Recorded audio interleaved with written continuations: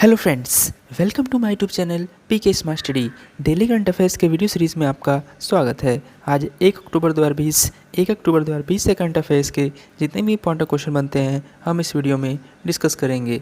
चलिए video start करते हैं। आज का पहला इंपॉर्टेंट क्वेश्चन है, हाल ही में अंतर्राष्ट्रीय अनुवाद दिवस कब मनाया गया?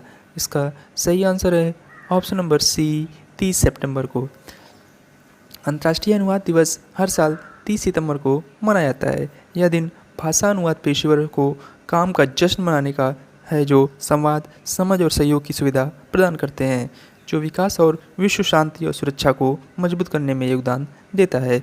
यह दिन बाइबल के अनुवादक सेंट जेरोम की फीस्ट का भी प्रतीक है, जिसे अनुवादकों का संरक्षक संत माना जाता है।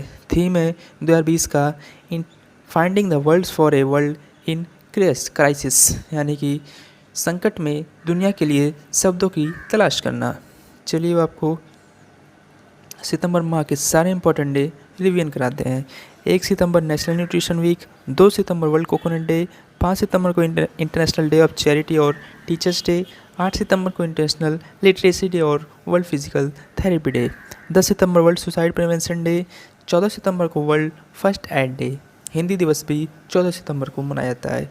15 सितंबर इंजीनियर्स डे और international day of democracy, 16 September world ozone day, 17 सितंबर world patient day safety day, 17 सितंबर की बात करें तो 28 सितंबर की तो वर्ल्ड वाटर मॉनिटरिंग डे, 21 सितंबर को international peace day, world Alzheimer day, 22 सितंबर को वर्ल्ड रिनोसर्स डे, 23 सितंबर को इंटरनेशनल साइन लैंग्वेज डे, 24 सितंबर वर्ल्ड मैरीटाइम डे, 25 सितंबर को वर्ल्ड फार्मासिस्ट डे और अंत्योदय डे, 26 सितंबर वर्ल्ड इन्वायरमेंटल हेल्थ डे, 27 सितंबर वर्ल्ड टूरिज्म डे, 28 सितंबर को वर्ल्ड रेबीज डे, 29 सितंबर को वर्ल्ड हार्ट डे और 30 सितंबर को इंटरनेशनल ट्रांसलेशन डे। अगले क्वेश्चन पे जाने से पहले अगर ये वीडियो आपको पसंद आ रही हो तो लाइक और शेयर जरूर कर दें। साथ ही में हमारे Telegram channel PK smart study को भी ज्वाइन कर लें, वहाँ आपको सारे पीडीएफ एक साथ मिल जाएंगे। क्वेश्चन नंबर 2, हाल ही में किस बॉलीवुड अभिनेता को यूएनडीपी ने स्पेशल ह्यूमैनिटेरियन एक्शन अवार्ड से सम्मानित किया है? इसका सही आंसर है option number D, Sonu Sood. Bollywood अभिनेता सोनू सूद को एक आभासी समारोह वर्चुअल सेरेमनी में 28 सितंबर 2020 को संयुक्त राष्ट्र विकास कार्यक्रम की ओर से प्रतिष्ठित SDG special humanitarian action award से सम्मानित किया गया है। उन्हें निस्वार्थ भाव से मदद करने और लाखों प्रवासियों को भेजने, विदेशों में भूगोल भर में फंसे छात्रों को उनके घरों में वापस भेजने के पुरस्कार मिला है। इसके अलावा वे छोटे बच्चों को मुफ्त शिक्षा और चिकित्सा सुविधा भी प्रदान कर रहे हैं और कोविड-19 महामारी के मद्देनज़र ज़रूरतमंदों को मुफ्त रोजगार के अवसर दे रहे हैं। ये आपको इमेज में दिखाई दे रहे हैं, ये हैं सोनू सूद जी। चलिए चलते हैं क्वेश्चन नंबर 3 की तरफ। केंद्र सरकार सार्वजनिक स्वास्थ्य देखभाल खर्च को 2025 तक 1.15% से बढ़ाकर कितना प्रतिशत करेगी? इसका सही आंसर है ऑप्शन नंबर बी, 2.5%। केंद्रीय स्वास्थ्य मंत्री डॉक्टर हर्षवर्धन ने घोषणा किया कि भारत सरकार 2025 तक देश में स्वास्थ्य देखभाल खर्च को जीडीपी के 2.5% तक बढ़ाएगी। वर्तमान में सरकार स्वास्थ्य देखभाल की जरूरत को पूरा करने के लिए जीडीपी का 1.15% खर्च कर रही है। राष्ट्रीय स्वास्थ्य नीति 2017 ने सार्वजनिक स्वास्थ्य व्यय को जीडीपी के 2.5% तक बढ़ाने का लक्ष्य रखा था। महामारी ने इस प्रक्रिया को तेज करने की आवश्यकता उत्पन्न कर दी है। इसके अलावा शहरी स्वास्थ्य पर विशेष ध्यान देने के साथ सार्वजनिक स्वास्थ्य क्षेत्र को मजबूत करने, सार्वजनिक स्वास्थ्य प्रबंधन, स्वास्थ्य देखभाल को बढ़ावा देने की तत्काल आवश्यकता है। चलिए चलते हैं क्वेश्चन नंबर 4 की तरफ। FTII गवर्निंग काउंसिल के अगले चेयरमैन कौन होंगे? इसका सही आंसर है option number A, Shekhar Kapoor. सूचना और प्रसारण मंत्रालय ने घोषणा किया कि फिल्म निर्माता शेखर कपूर को film and television institute of India यानी कि FTII सोसाइटी के नए अध्यक्ष और FTII गवर्निंग काउंसिल के चेयरमैन के रूप में नियुक्त किया गया। उनका कार्यकाल 3 मार्च 2023 तक रहेगा। इस पद पर वे टेलीविजन निर्माता BP सिंह का स्थान लेंगे। सिंह का कार्यकाल मार्च 2020 में समाप्त हो गया था, लेकिन उन्हें कोरोना वायरस फैल जाने के कारण विस्तार दिया गया था। शेखर कपूर को उनकी फिल्मों मासूम 1983, मिस्टर इंडिया 1987, एलिजाबेथ 1998 और बेंटिन क्वीन 1994-1994 जैसों के लिए जाना जाता है। ये आपको इमेज में दिखाई दे रहे हैं, ये हैं शेखर कपूर जी। चलिए चलते हैं क्वेश्चन नंबर 5 की तरफ। हाल ही में किस बैंक के ग्राहक जागरूकता अभियान से अमिताभ बच्चन जुड़े हैं? इसका सही आंसर है ऑप्शन नंबर सी, आरबीआई। भारतीय बैंक ने ग्राहक जागरूकता अभियान के लिए बॉलीवुड के मेगा स्टार अमिताभ बच्चन को चुना है। अभियान का लक्ष्य सीधे सीधे खाता धारकों को धोखेबाजों से धोखा देने से रोकना है। आरबीआई की सार्वजनिक जागरूकता पहल के एक हिस्से के रूप में नियामक ग्राहकों को क्या करें और क्या ना करें के बारे में सूचित करता रहेगा, जिन्हें उन्हें उनके द्वारा सुरक्षित और सुनिश्चित रूप से लेन देन करना है। नियामक ने न केवल अंग्रेजी और हिंदी में बल्कि अधिकतम पहुंच के लिए विभिन्न क्षेत्रीय भाषाओं में 1 साल से अधिक समय में अभियान चला रहा है। यह संदेश को दोहराता रहता है कि ताकि लोग अपने अधिकारों और जिम्मेदारियों को ना भूलें। चलिए आपको आरबीआई के बारे में बात हैं। आरबीआई का headquarter Mumbai, president governor Shaktikanta Das, जो कि आपको इमेज में दिखाई दे रहे हैं। आरबीआई का गठन 1 अप्रैल 1935 को हुआ था।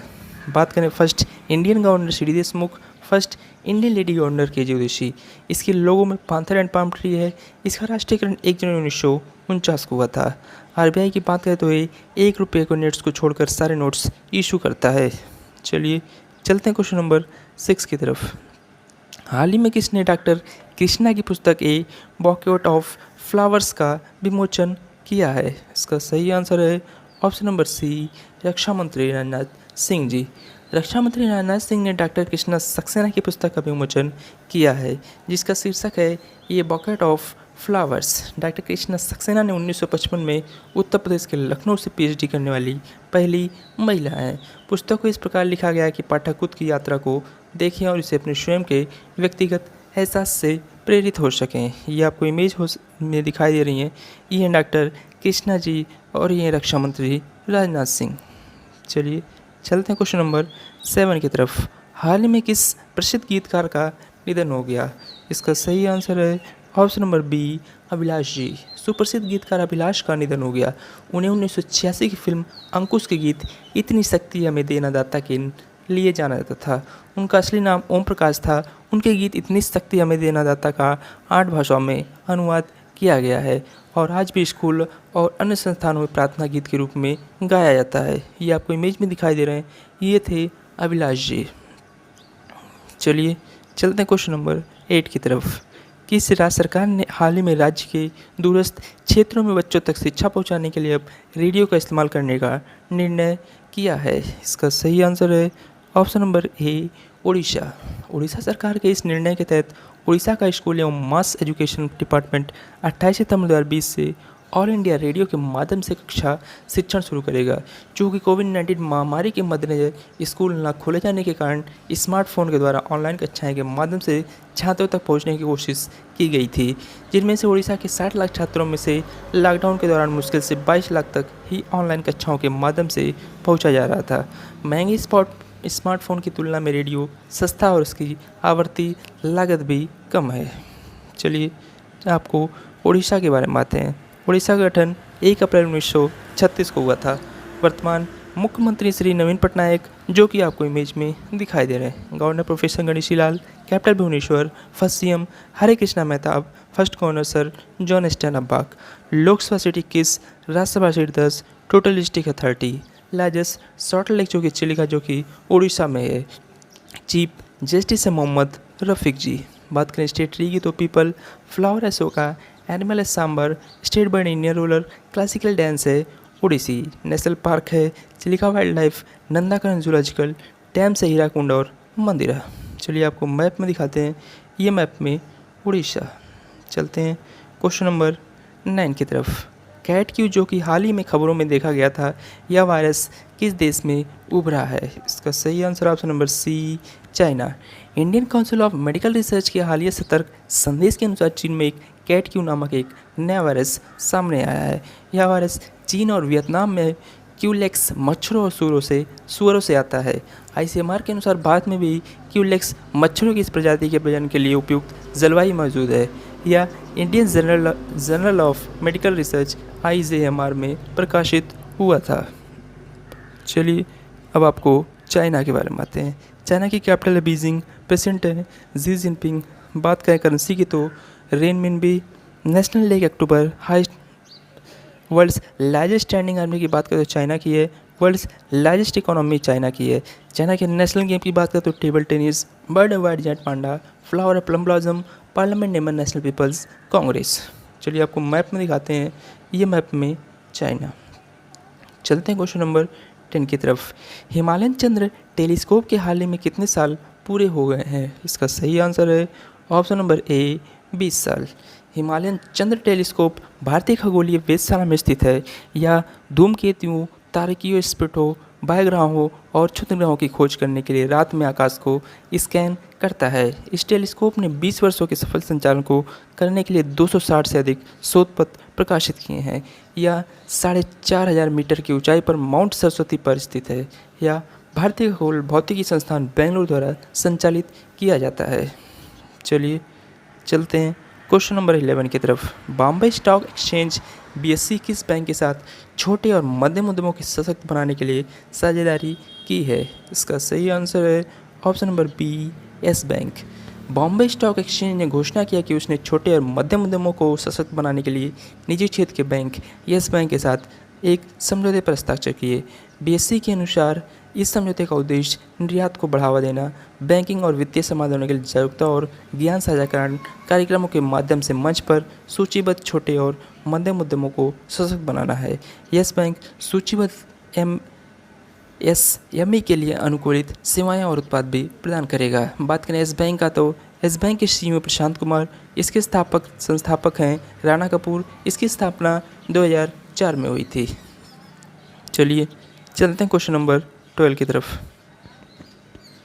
दूरसंचार नियामक प्राधिकरण ट्राई ने अगले कितने साल के लिए PD वगेला को अपना चेयरमैन चुना है? इसका सही आंसर है ऑप्शन नंबर बी 3 साल के लिए। दूरसंचार नियामक प्राधिकरण ट्राई ने 3 साल के लिए PD वगेला को अपना चेयरमैन चुना है। कार्मिक मंत्रालय ने बताया कि 1986 बैच के गुजरात कैडर के IAS PD वगेला अभी औषधि विभाग के सचिव हैं। उनकी नियुक्ति 3 साल की होगी और वर्तमान चेयरमैन RS शर्मा की जगह पदभार संभालेंगे। ये आपको इमेज में दिखाई दे रहे हैं, ये हैं PD वगेला जी।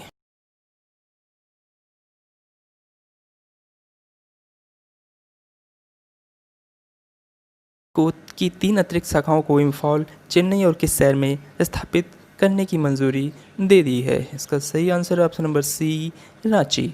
गृह मंत्रालय ने 28 सितंबर 2020 को राष्ट्रीय जांच एजेंसी NIA को की 3 अतिरिक्त शाखाओं को इम्फॉल, चेन्नई और रांची में स्थापित करने की मंजूरी दे दी है। NIA के अनुसार इस निर्णय से आतंकवाद विरोधी जांच एजेंसी को संबंधित राज्यों में किसी भी उभरती हुई स्थिति को लेकर जल्दी प्रतिक्रिया देने में मदद मिलेगी। NIA का मुख्यालय दिल्ली में है। देश में इस समय इसकी 9 शाखाएं गुवाहाटी, मुंबई, जम्मू, कोलकाता, हैदराबाद, कोच्चि, लखनऊ, रायपुर और चंडीगढ़ में है। चलिए चलते हैं क्वेश्चन नंबर 14 की तरफ। प्रधानमंत्री नरेंद्र मोदी ने हाल ही में किस राज्य में नमामि गंगे मिशन के तहत 6 मेगा प्रोजेक्ट्स का उद्घाटन किया है? इसका सही answer option number D Uttarakhand.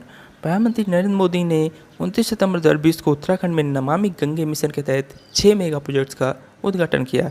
इनमें सीवेज ट्रीटमेंट प्लांट भी शामिल है। PM मोदी कार्यक्रम के दौरान गंगा को समर्पित एक म्यूजियम का भी लोकार्पण किया।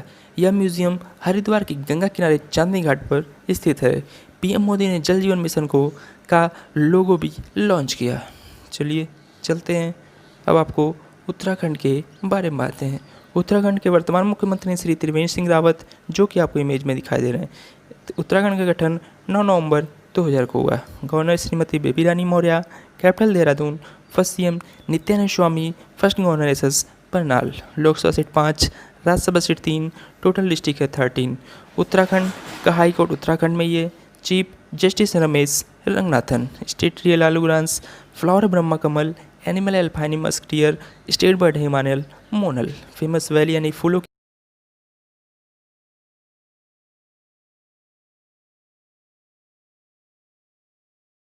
और मंदाकिनी। नेशनल पार्क है Rajaji, Jim Corbett, Nanda Devi और गंगोत्री। डैम्स है टिहरी, भीमताल और रामगंगा। चलिए आपको मैप में दिखाते हैं, यह मैप में उत्तराखंड। चलिए चलते हैं पिछले दिन के वन लाइनर करंट अफेयर्स की तरफ। किस बैंक के कार्ड का नया ब्रांड संपर्क रहित कनेक्शन अभियान शुरू हुआ? इसका सही है SBI कार्ड। कोविड-19 वैक्सीन पोर्टल को लॉन्च करते समय केंद्रीय स्वास्थ्य मंत्री ने आईसीएमआर संस्था के 100 साल के इतिहास की टाइमलाइन को जारी किया। डॉक्टर ईसर अहलूवालिया प्रकाश अर्थशास्त्री का हाल ही में निधन हो गया। कुलदीप सिंह, जो कि हाल में सुर्खियों में रहा, मालदीव में स्थित है। कैग की रिपोर्ट के अनुसार वित्त वर्ष 2019 में रेलवे का परिचालन अनुपात 101.77% रहा है। बात करें आरबीआई चेक ट्रांकेशन सिस्टम के लिए पॉजिटिव पे सिस्टम लॉन्च करेगा। प्रतियोगी परीक्षाओं की तैयारी कराने वाले संस्थान आकाश एजुकेशनल सर्विसेज लिमिटेड ने हाल ही में युवराज सिंह को अपना ब्रांड एम्बेसडर नियुक्त करने की घोषणा की है। विश्व हृदय दिवस 29 सितंबर। किस आईआईटी ने मौसिक माइक्रोप्रोसेसर बनाया है? आईआईटी मद्रास। अमेरिकी की एक संघीय अदालत ने राष्ट्रपति डोनाल्ड ट्रंप को टिकटॉक को प्ले स्टोर पर बैन के आदेश पर रोक लगा दी है। विश्व बैंक ने हाल ही में बांग्लादेश में सुरक्षित पानी और स्वच्छता के लिए $200 मिलियन की ऋण को मंजूरी दी है। चलिए चलते हैं आज के स्ट्रैटेजी के क्वेश्चन की तरफ। निम्नलिखित में से किस जनगणना के दशक के दौरान भारत में लिंगानुपात में सबसे तेज गिरावट दर्ज की गई? इसका सही आंसर ऑप्शन नंबर बी 1961 से 71 वाले जनगणना में। मध्य प्रदेश में कौन सा हवाई अड्डा गैर परिचालन है? इसका सही आंसर ऑप्शन नंबर 2 पन्ना। चलिए